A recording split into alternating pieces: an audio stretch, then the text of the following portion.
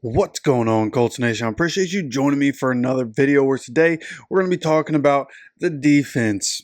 Gus Bradley and this defense and what happened this past Sunday, right? Some tendencies that the Colts have in the past. They came back to bite us again. We knew that the secondary would have some issues, and I don't know if it was so much the secondary. As we look through these, we'll see it. You look at the game. I think there were just different times where CJ had too much time. There were different times CJ just made plays. I thought the defensive line did a good job for most of the day, being able to get after CJ Stroud. But there were definitely some times, especially in the second half, where CJ was able to have more time in the pocket, right? Being able to roll out, create plays, and then the secondary breaking down, right? Things just didn't work out, whatever the case was. We didn't convert. Texans did. We didn't execute. The Texans did. So I want to run through part of maybe the biggest problem coming out of the game for everything you want to say. It wasn't perfect for the defense. Obviously, we let up 29 points. When you look at what happened, the third down and longs that happened in this game, right? And I sit here and I look through this list, like if you take away the penalty on third down, any penalties that were on third and long, right? You have, see, 1, 2, 3, 4, 5, 6, 7, 8, 9. So altogether 9 plays in this game for the Texans where they had third and long being 3rd and 7 or more is what each of these is going to be. So pardon the interruption. I just want to let you guys know how much I appreciate you stopping by the channel. And I also want to say that when I look at the analytics, 50% of the people that come by and watch this channel are not subscribed. So as Peyton's telling you to do here, hit that subscribe button right now. Turn those notifications on so you get notified when any videos come out. Now, if you need any further proof of why you need to subscribe, when you look at the numbers, 62.4% of the views on this channel over the last month have come from people that are not subscribed to the channel. So again, if you're one of those people, hit that subscribe button. I appreciate you so much, and let's get back into the video. Starting at the top, and I'm going to show you guys this. This is on NFL Pro, something new on NFL Plus. I pay for it so that you guys don't have to. Okay, you just come here and check out what we're looking at. And this is going to be all the third and longs from the game, starting here. And as you can see everybody that is on the field here for the Texans and the Colts at every position. I love that they put that in there, that we can see that. So you see that in this first play here, as you can see the little description here. CJ Stroud scrambles up the middle for 13 yards. This is a 3rd and 14 play, and we end up letting CJ Stroud run free enough for him to get the 4th and 1 here, right? Pressure's getting there. Boom. Tyquan Lewis can't bring him down. CJ gets up there, ends up in a 4th and 1 situation there. So on that one, we end up where they get the 4th and 1, they convert it because of us letting him scramble, right? Tyquan Lewis unable to get the sack. You got to bring the quarterback down. If you get 2 hands on the quarterback, you got to bring him down. You got to be better.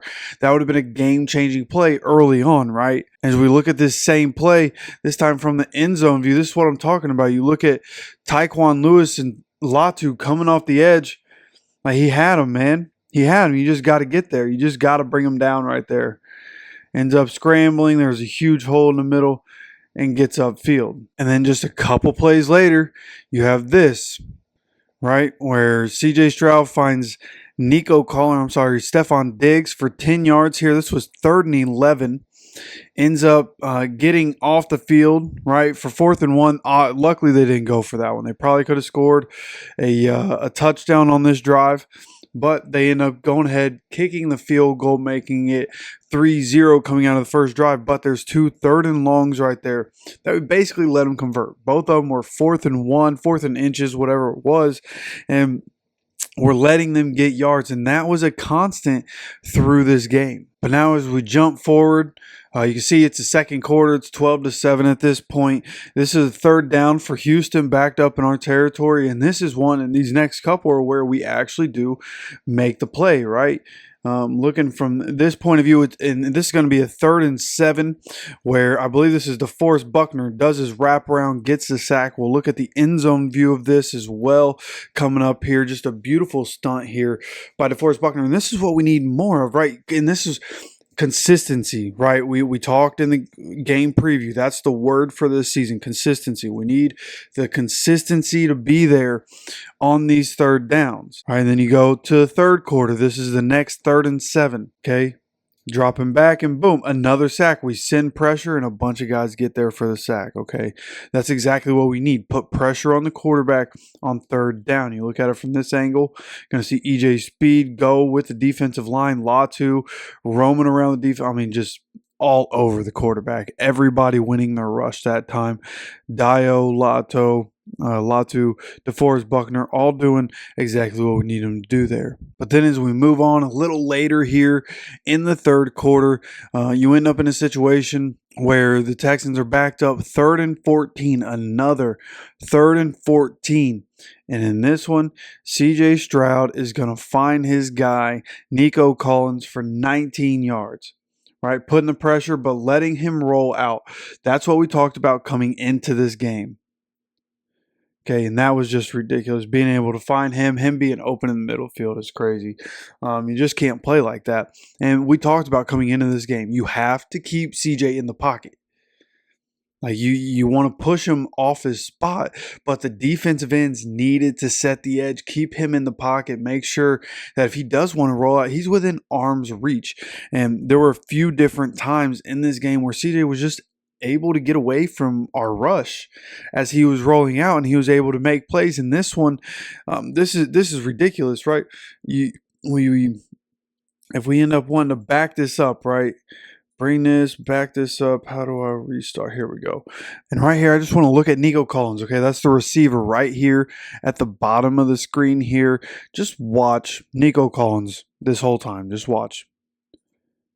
Okay, as we sit here and play. CJ rolling out now.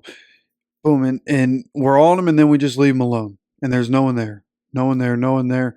Why are we leaving him alone? There were so many people that could have made that play. Why is Jalen Jones leaving him alone? Like, he leaves Nico there, right? Lets him do his thing. There's somebody chasing him. There's somebody has an angle coming this way. This guy right here, don't even know who this is. He could come up and make a play on CJ, but instead Jalen Jones decides, you know what, let me come to this side of the field for some reason, even though there are 2 guys on this receiver.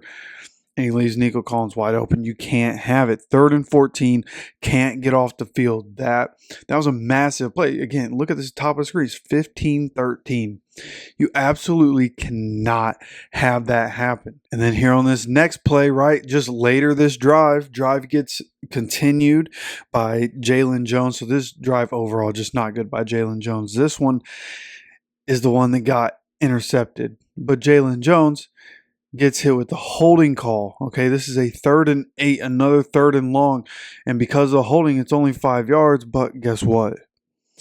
They end up getting an automatic first down. Kenny Moore could have been called for a holding as well, but gets the interception. They didn't call it on him. They called it on Jalen Jones, holding his guy at the top of the route.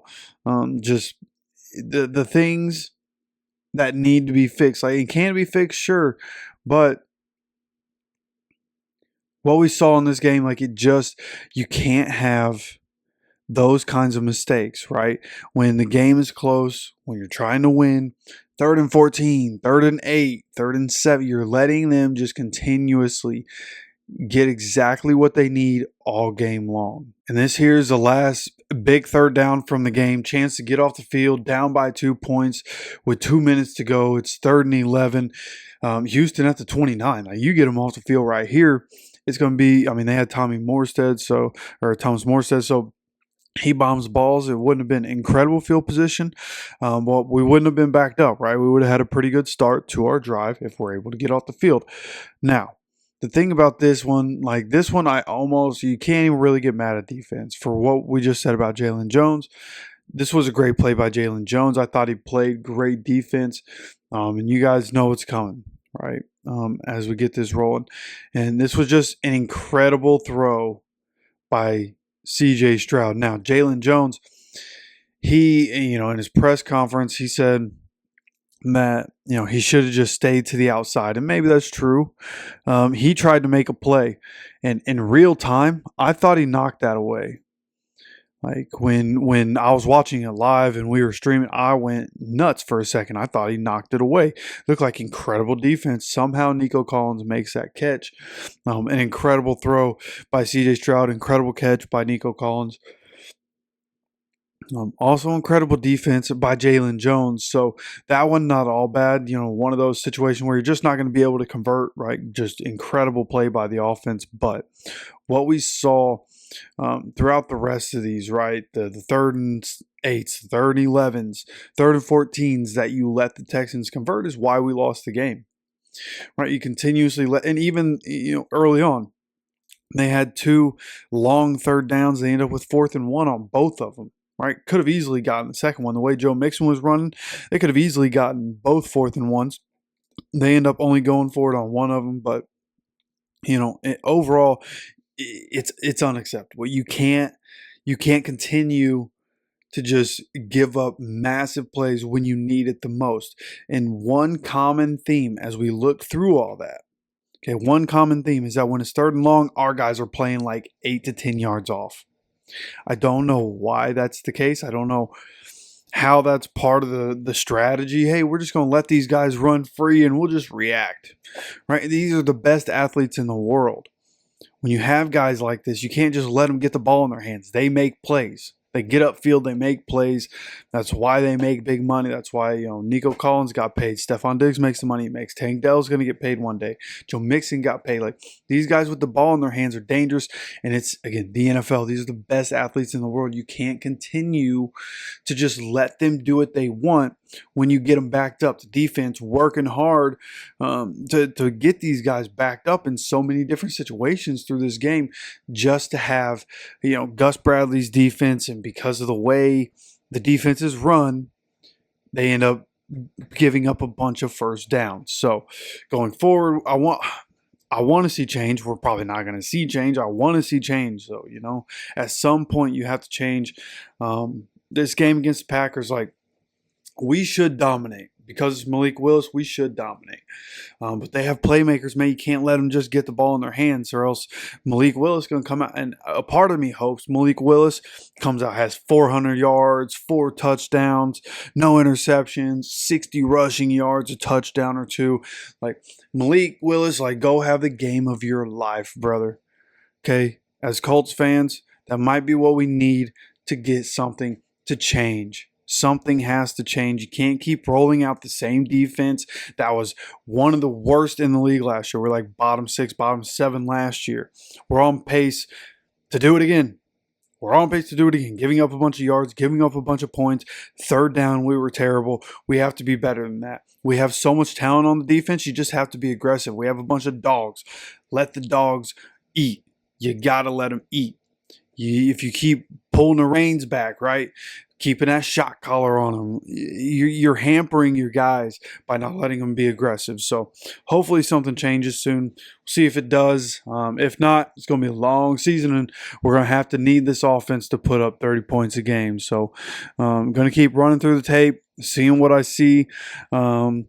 And whatever I come up with, whenever I see a trend that I think we should be talking about, I'll let you guys know. So make sure you're subscribed with notifications on so you continue to get notified anytime we have any more of these videos coming out. Of course, appreciate you stopping by for another video. As always, take care of yourself, take care of each other, and go Colts.